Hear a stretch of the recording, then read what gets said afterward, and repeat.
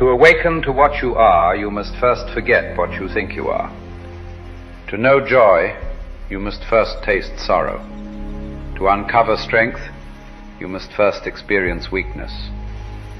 To understand peace, you must sit in the storm. To cultivate wisdom, you must first stumble in ignorance. To truly connect, you must embrace solitude. To evolve, you must surrender to change.